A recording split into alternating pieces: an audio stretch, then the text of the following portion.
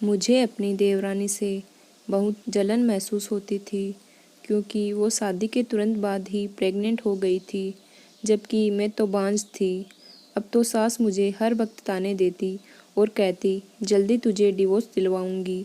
मैं बहुत डर गई थी, मगर मैं उस वक्त बहुत हैरान होती जब हर रात मेरे पैरों पर गिरकर मेरी देवरानी कहती, देख लेना, जिस दिन बच्चे को जन्म दूंगी उसी दिन मुझे सब घर से धक्के मारकर निकाल देंगे। मुझे माफ़ कर दो दीदी। मैं बड़ी हैरान होती कि ये ऐसा क्यों कहती है।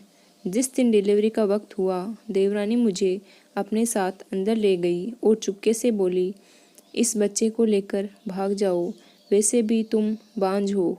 मैं बहुत खुश थी और फौरन बच्ची को लेकर भाग गई। जैसे ही दूध पिलाने के लिए मैंने उस बच्चे से कपड़ा हटाया तो मेरे होश उड़ गए, क्योंकि वहाँ बच्चा नहीं बल्कि पति का बड़ा। जिंदगी फूलों से सजी नहीं होती। हर इंसान का इम्तिहान होता है, मगर न जाने मेरे हिस्से में इतने इम्तिहान क्यों आए थे। मैंने तो सोचा था कि शादी के बाद मेरी ज़िंदगी खुशियों से भर जाएगी। मैं अपने ससुराल वालों पर राज करूंगी। ये खुशी भी मेरे दिल में इसलिए पैदा हुई थी क्योंकि मैं बहुत ज़्यादा सुंदर थी। हर देखने वाला मुझे सराहता था। मगर शादी के बाद मेरी ज़िंदगी में सिर्फ बदलाव आया था, जिससे कोई खुशी नहीं मिली। मेरी खूबसूरती से मेरी ननद बहुत जलती थी। इस बात का अंदाज़ा मुझे शादी के दूसरे दिन ही हो गया था, जब मैं सुबह नहाकर कमरे से बाहर निकली ताकि अपने और अपने पति के नाश्ता बना सकूं। मगर मुझे पता नहीं था कि मेरे ना होने पर मेरी ननद मेरे कमरे में घुस जाएगी। जब मैं नाश्ता बनाकर वापस कमरे में गई तो उसने मेरा सारा सामान उलट पलट किया हुआ था। मैं हक्का बक्का खड़ी की खड़ी रह गई थी। मैं बोली, नताशा, ये सब क्या है? उसके चेहरे पर जरा सी भी शर्मिंदगी नहीं आई थी। वो जलकर बोली, भाभी, मैं वो क्रीम ढूंढ रही हूँ जिसको लगा लगा कर आपका रंग इतना सफ़ेद हुआ है। मैं तो उसकी बात सुनकर हैरान रह गई थी। मैं बोली, नताशा, ये तो मुझसे भी पूछ सकती थी। यूँ मेरे कमरे की तलाशी लेने की क्या ज़रूरत थी? यह क्या बचपना है? मैं कोई क्रीम नहीं लगाती, मेरा रंग ऐसा ही है। नताशा मुझे घूरकर कमरे से बाहर निकल गई थी। जब मेरा पति सौरभ कमरे में आया तो मैंने उसे उसकी बहन की शिकायत की। वो कहने लगा, ये सब बातें मत सोचो, मेरी बहन बड़ी जिद्दी है, उसके दिल में जो आता है वो ही करती है। सौरभ कहने लगे, रेखा, एक बात मैं तुमसे कह देता हूँ कि अगर तुम मेरे घर में रहना चाहती हो तो कभी भूलकर भी मेरी बहन के साथ बदतमीजी मत करना। मेरे पति की बात ने मेरे पैर बांध दिए थे। खैर, अगले दिन मेरी ननद ने मेरे सारे काले सूट ले लिए थे और कहने लगी, भाभी, आप इस घर में ये रंग नहीं पहन सकती। मैं हैरान हुई और बोली, क्यों, इसकी क्या वजह है? नताशा कहने लगी, क्योंकि आप काले रंग में बहुत सुंदर लगती हैं। आपके सामने मेरा रंग काली स्याही लगता है। मैं तो उस लड़की की बातें सुनकर परेशान हो जाती थी। ना जाने वो मेरा और अपना मुकाबला क्यों करती थी। मैंने उसकी शिकायत फिर से अपने पति को कर दी और मेरे पति ने बड़े आराम से कह दिया था कि जैसा नताशा कहती है वैसा ही करो।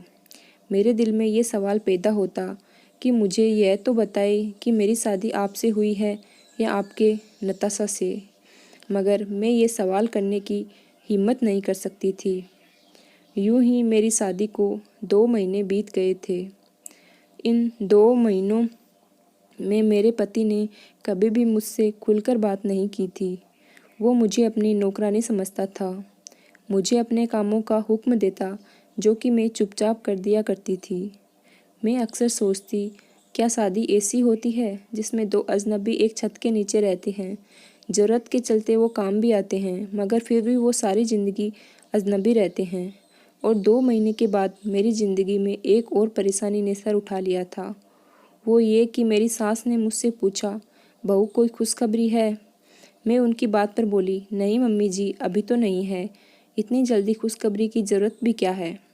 मेरी सास नीता हंसकर बोली, लो, तुमने भी खूब कहा। तुम्हें पता है, मेरी बहन की बहू पहले ही हफ्ते में गर्भ से हो गई थी, और एक तुम हो कि 2 महीने बिताने के बाद भी सूखे पेड़ की तरह खड़ी हो। मेरी सास की बात ने मेरा दिल दुखा दिया था। क्या यही सही बात थी? उन्हें भगवान से डर भी नहीं आया? मैंने सर झटक दिया था। अब मेरी सास और ननद उठते बैठते मुझे ताना देती थी। यूं ही देखते देखते वक्त रेत की तरह हाथों से निकल गया। 1 साल हो गया था, मगर मैं अभी तक अपने पति को कोई खुशखबरी नहीं दे सकी थी। सच तो ये था कि मेरे पति ने कभी मुझसे बच्चे के लिए बात भी नहीं की थी। ऐसा लगता था कि उन्हें मेरे जिस्म से कोई दिलचस्पी ही नहीं। मैं बच्चा दे सकी तो भी ठीक है, और अगर ना दे सकी तो इसका हल तो मेरी सास ने पहले ही निकाल के रखा हुआ था। वो कहने लगी थी कि मुझे तुम्हें कुछ दिन बर्दाश्त करना है, फिर मैं तुम्हें तलाक दिलवा दूंगी। मैंने एक दिन रोते हुए पति से सास की शिकायत की थी। उन्होंने ये कहा है मुझसे कि वो मुझे तलाक दिलवा देगी। सौरभ कहने लगा, मैंने मम्मी के कहने पर तुमसे शादी की थी। अगर वो कहेंगी तो मैं तुम्हें छोड़ दूंगा। ये बात मैंने बड़ी मुश्किल से बर्दाश्त की थी। बर्दाश्त करने के अलावा मेरे पास कोई और चारा भी तो नहीं था। खैर, मेरी सास आजकल बहुत बिजी सी रहने लगी थी। वो मेरे देवर गौरव के लिए रिश्ता ढूंढ रही थी, मगर इन हालात में भी वो उठते बैठते मुझ पे तानों की बरसात करती थी। अक्सर कहती थी कि कहीं ऐसा ना हो कि मैं अपने गौरव की पत्नी कहीं रेखा जैसी बांझ लड़की ढूंढ लूँ। मैं ये बातें सुनकर सोचती, क्या मैं सच में बांझ हूँ? बच्चे में देर भगवान की तरफ से है। मैंने सोचा कि अपना इलाज डॉक्टर से करवा कर देखती हूँ, शायद भगवान मुझे खुशी दे दे। मैंने अपने पति सौरभ से कहा कि आप मुझे किसी लेडी डॉक्टर के पास ले चलें। मेरा पति मुझे देखकर बोला, रेखा, मेरे पास इतने पैसे नहीं हैं कि मैं तुम्हारा इलाज करवाता फिरूं। मैंने ये सुना है कि जो औरत बांझ होती है, अपना जितना मर्जी इलाज करवा ले, वो बच्चे पैदा करने के काबिल नहीं हो सकती। मैं तो रोने लगी थी। ये बात मुझे दिमागी तौर पर बीमार कर रही थी। उन दिनों मेरी सास को गौरव के लिए एक अच्छी लड़की मिल गई थी। मैंने सोचा कि क्या पता कि देवरानी के आने के बाद मेरे हालात बदल जाएं। इसलिए मैंने इस शादी की तैयारियों में बढ़ चढ़कर हिस्सा लिया था। घर के सारे काम मैंने अपने हाथों में ले लिए थे। और फिर एक दिन मैं रिया मेरी देवरानी बनकर हमारे घर आ गई थी। मैं बहुत खुश थी कि चलो हम दोनों की खूब दोस्ती हो जाएगी, मगर ये मेरी गलतफहमी ही साबित हुई थी, क्योंकि रिया बहुत पढ़ी लिखी थी। वो तो अपने काम से ही काम रखती थी, किसी के साथ ज़्यादा बातचीत भी नहीं करती थी। मैं ही बहाने बहाने में उसका दिल जीतने की कोशिश करती थी, मगर वो कोई ख़ास जवाब ही नहीं देती। असल में रिया अपने लिए जगह ढूंढ रही थी। मेरी ननद नताशा भी रिया के साथ बहुत अच्छी थी। उसने रिया पर किसी तरह की कोई रोक टोक नहीं लगाई थी कि आप ये रंग नहीं पहनोगी, या वो रिया की शादी को भी अभी 4 हफ्ते ही हुए थे कि उसका जी मचलाने लगा था। और ये सब देखकर मैं अंदर ही अंदर डर गई थी कि कहीं ऐसा ना हो जाए कि रिया प्रेग्नेंट हो। अगर वो प्रेग्नेंट हो गई तो मेरी तो ज़िंदगी ख़राब कर दी जाएगी। एक दिन रिया चकराकर गिर गई। उसे अस्पताल ले जाया गया तो पता चला कि वो तो प्रेग्नेंट है, और ये खबर मुझ पर बिजली बनकर गिरी थी। उस दिन के बाद तो मेरी सास को मुझे कोसने के लिए बहाना मिल गया था। वो उठते बैठते मुझे बांझपन के ताना दिया करती थी। सिर्फ इतना ही नहीं, मेरी जवान ननद भी मुझे ताना देने में पीछे नहीं थी। मैं तो हैरान होती थी कि वो कैसी लड़की है जिसे इस बात से भी डर नहीं लगता कि मेरे बड़े बोल मेरे आगे ही ना आ जाए। रात हुई तो मैं अपने कमरे में जाकर लेट गई थी। मेरा दिल बहुत ज़्यादा अंदर से रो रहा था। तभी मेरी देवरानी मेरे कमरे में आ गई थी। यह पहली बार हुआ था। इससे पहले तो कभी मेरे कमरे में नहीं आई थी। उसकी आंखें भीगी हुई थी। मैं जल्दी से उठकर बैठ गई थी। मैं बोली, क्या बात है रिया, सब ठीक तो है ना? तुम्हारी तबीयत तो ठीक है ना? वो रोते हुए बोली, मैं आपको दीदी कह सकती हूँ क्या? मैंने इस बात पर सर हिला दिया और बोली, इसमें पूछने वाली कौन सी बात है? तुम मुझे बिल्कुल दीदी कह सकती हो।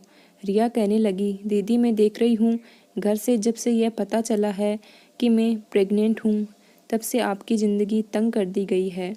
मैं खुद को आपका दोषी समझने लगी हूँ। मैं बोली, अरे नहीं नहीं, कैसे बातें कर रही हो? बच्चे तो भगवान के हाथ में है ना। भगवान जिसे चाहे दे और जिसे चाहे ना दे। उसके साथ कोई ज़बरदस्ती तो नहीं चलती ना। तुम दिल में बिल्कुल भी ख्याल मत लाना कि तुम मेरी मुजरिम हो। उसने इधर उधर देखा और फिर धीरे से बोली, दीदी आपको एक बात बताऊं, ये जो लोग अभी मेरी प्रेग्नेंट होने पर खुश हो रहे हैं ना, जिस दिन मैं बच्चा दे दूंगी यही लोग मुझे धक्के देकर इस घर से निकाल देंगे। मैं परेशान हो गई और बोली, बुरी बात है, भगवान ना करे कभी तुम पर ऐसा दिन आए। भगवान सब अच्छा करेंगे।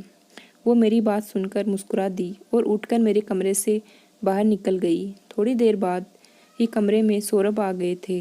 वो बहुत बेचैन लग रहे थे। कमरे में यहाँ वहाँ टहल रहे थे। इससे पहले मैंने कभी उन्हें इतना परेशान में नहीं देखा था। ऐसा लग रहा था जैसे वो मुझसे कुछ कहना चाह रहे हो, पर उन्हें कोई शब्द न मिल रहा हो। मैं खुद ही आगे बढ़कर बोली, क्या बात है सौरभ, आप मुझसे कुछ कहना चाहते हैं? मेरी बात सुनकर उन्हें थोड़ी हिम्मत मिली थी। वो बोले, हाँ, मुझे तुमसे एक बात पूछनी थी। ये गौरव की पत्नी अभी तुम्हारे पास क्यों आई थी? मैं बोली, बस वैसे ही मुझसे बातें कर रही थी। सौरभ जल्दी से मेरे पास बैठ गए और बोले, अच्छा क्या बातें कर रही थी? मैंने आज तक उन्हें किसी में इस तरह दिलचस्पी लेते हुए नहीं देखा था।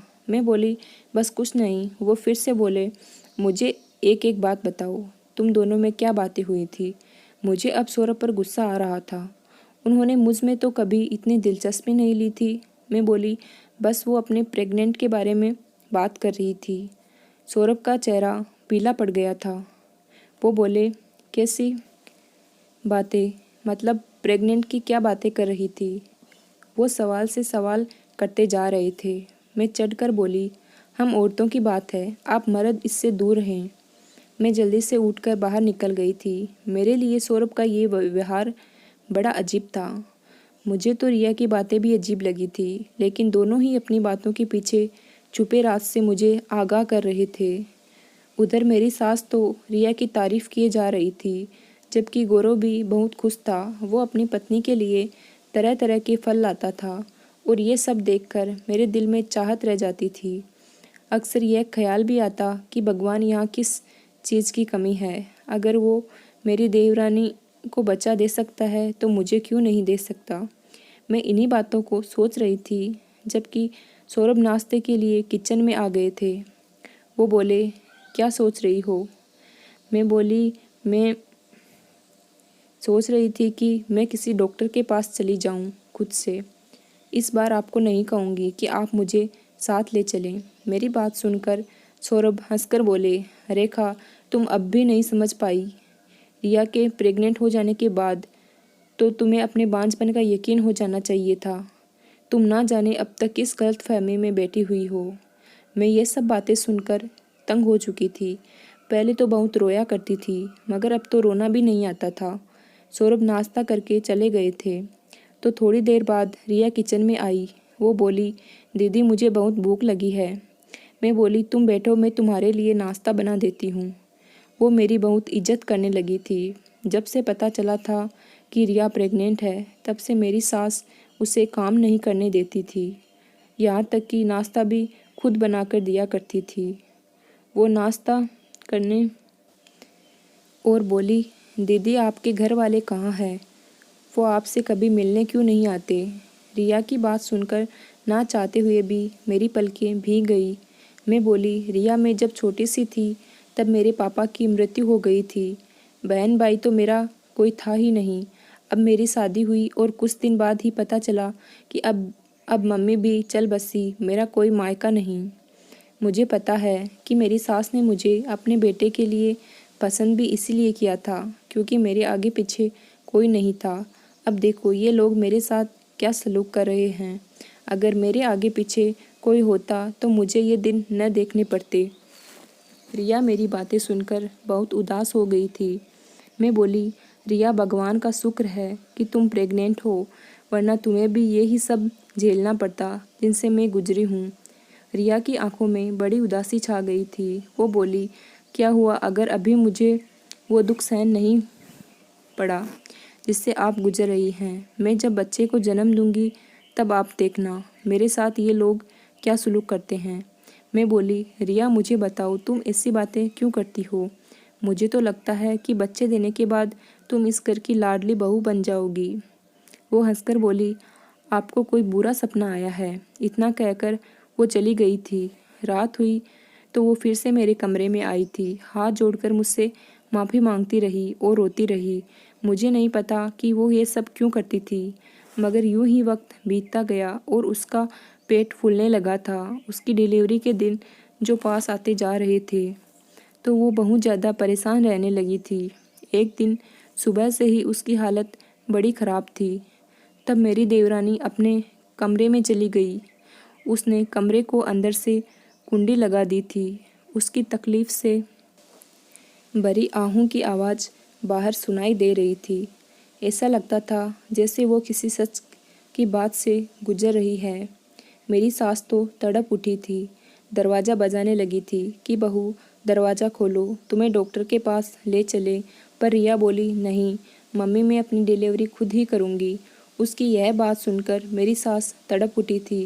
कहने लगी, ये कैसा बचपना और जिद है, ऐसा ना हो कि हम अपने वारिस को खो दें। फिर मेरी सास बोली, अच्छा चलो मैं किसी दाई को बुला देती हूँ। तब भी रिया ने मना कर दिया और बोली, आप बस रेखा दीदी को मेरे पास भेज दो। मैं बड़े परेशान हो गई थी क्योंकि मुझे इस बारे में कुछ समझ बूझ नहीं थी। मैं किस तरह रिया की मदद कर सकती थी। मेरी सास ने मुझे ज़बरदस्ती अंदर भेज दिया। मैं अंदर गई तो मेरे होश उड़ गए। रिया कंबल में बच्चे को लिए बैठे रो रही थी और मुझसे कहने लगी, दीदी आप इस बच्चे को लेकर भाग जाओ। मैंने कहा, मैं कहाँ जाऊँगी, तुम पागल हो गई हो क्या? फिर वो मुझसे विनती करने लगी। मैंने कहा, अच्छा ठीक है, पर ये बताओ मेरा तो कोई नहीं है, मैं कहाँ जाऊँगी? रिया ने मुझे एक पता लिख कर दिया और मैं पीछे के रास्ते से बाहर निकल गई थी। मुझे नहीं पता कि मेरे पीछे क्या हुआ होगा और उसके बच्चे को बड़ी होशियारी से लेकर आगे बढ़ रही थी। आखिरकार वो पता भी आ गया जहाँ मुझे पहुँचना था। मैंने दरवाज़ा खटखटाया तो एक आदमी ने दरवाज़ा खोला था। वो मुझे देखकर बहुत हैरान हुए और बोले, आप तो रिया की जेठानी है ना? मैंने इस बात पे सर हिला दिया। वो बोले, आइए आइए। वो मुझे अपने साथ अपने घर में ले गए थे। वहाँ रिया की मम्मी और बहन भाई सब वही थे और उसकी मम्मी ने मुझसे पूछा कि आपकी गोद में क्या है? तो मैं बोली, रिया का बच्चा है, उसने आज ही इसे जन्म दिया। मेरी बात सुनकर रिया के मम्मी पापा और बहन भाई बहुत खुश हो गए थे और उसकी मम्मी ने जल्दी से आगे बढ़कर बच्चे के मुंह से कंबल हटाया। ये देखकर हम सब दंग रह गए कि वहाँ बच्चा नहीं बल्कि मेरी पति का बड़ा सच। हम सब लोग हैरान रह गए थे। सब लोग मुझे अजीब निगाहों से देखने लगे थे और रिया की मम्मी बोली, बेटा तुमने हमसे इतना बड़ा झूठ क्यों बोला? मैं रोने लगी थी। मैं बोली, नहीं आंटी, मैंने आपको कोई झूठ नहीं बोला, बल्कि ऐसा मजाक तो मेरे साथ रिया ने किया है। आंटी जी, रिया कहने लगी कि आप तो वैसे भी बांझ है, फिर आप ऐसा करें कि मेरा बच्चा लेकर इस घर से भाग जाएं। मगर देखिए यहाँ तो बच्चा है ही नहीं। तब रिया की बहन आगे बढ़ी और बोली, रिया आपके साथ मजाक नहीं कर सकती। ज़रूर कोई ना कोई राज की बात इस कंबल में छिपी है। इस कंबल में बच्चा नहीं है तो क्या हुआ? आपके पति के नाम की डॉक्टर रिपोर्ट तो है ना? मैं मायूस हो गई थी। मैं बोली, मुझे सौरभ की डॉक्टर रिपोर्ट का क्या करना है? तब रिया की बहन ने वो फाइल मुझसे पकड़ ली थी। वो अब उस फाइल को पढ़ रही थी। वो एकदम से चौंक गई थी। कहने लगी, ये देखो दीदी, मैंने कहा था ना कि रिया आपके साथ मजाक नहीं कर सकती। असल मजाक तो आपके साथ आपके पति और आपकी सास ने किया है। ये देखिए, इसमें साफ साफ लिखा है कि आपका पति सौरभ कभी बाप नहीं बन सकता। दीदी, बांझ आप नहीं, आपका पति है। मैं ये बात सुनकर दंग रह गई थी। मैं फूट फूट कर रोने लगी थी। मैं बोली, अगर उन्हें ये सब पता था तो फिर वो मुझ पर जुल्म क्यों डालते रहे? सौरभ की रिपोर्ट के नीचे ही गौरव की रिपोर्ट भी थी। उसमें भी यही लिखा था कि गौरव भी बांझ है। तब सब लोग चौंक गए थे और रिया की बहन बोली, दीदी, रिया ने आपके हालात देखकर झूठ मूठ का ड्रामा किया होगा कि वो प्रेग्नेंट है, क्योंकि वो जानती थी कि अगर वो ऐसा ना करती तो घर में सब उनसे भी नफरत करने लगते। रिया ने ड्रामा किया तो उसकी सास को लगा होगा कि शायद चमत्कार हो गया और मेरे बेटे की खामी दूर हो गई, जबकि वो तो उन लोगों के साथ रहकर उनका राज पता करना चाहती थी। असल राज तो यह है कि वो दोनों भाई बच्चे पैदा करने के लायक ही नहीं हैं। तो अब मुझे समझ में आया कि रिया क्यों कहती थी कि इन लोगों ने मुझसे बच्चा छीनकर मुझे घर से निकाल देना है। रिया के मम्मी पापा बोले, हम अपनी बेटी को उन कमीनों के घर से वापस लेने जा रहे हैं। मैं बोली, अंकल जी, मैं भी आपके साथ चलूँगी। वो राजी हो गए थे। हम सब जब मेरे ससुराल पहुँचे तो ये देखकर दंग रह गए थे कि मेरी सास और ननद बहुत बुरी तरह से रिया को पीट रही थी और कह रही थी कि तुम्हारी इतनी हिम्मत कि तुम हमारे साथ झूठ बोलो। अगर अंकल को बहुत गुस्सा आया, उन्होंने पुलिस को फ़ोन कर दिया कि मेरी बेटी की ससुराल वाले उस पर जुल्म कर रहे हैं। सौरभ भी अपने कमरे से बाहर आ गया तो मैं आगे बढ़ी और एक जोरदार थप्पड़ उसके मुंह पर मारा था और फिर थूक कर बोली, मैंने अपनी ज़िंदगी में तुम जैसा कमीना इंसान नहीं देखा। तुम मुझे भरोसे से लेकर अपनी कमी बता सकते थे, मैं तब भी तुम्हारा साथ देती, हम बच्चा गोद ले लेते, कोई दिक्कत नहीं थी। मगर तुम लोगों ने तो मेरा जीना हराम कर दिया था। तुम लोगों ने मुझे बांझ बना दिया था।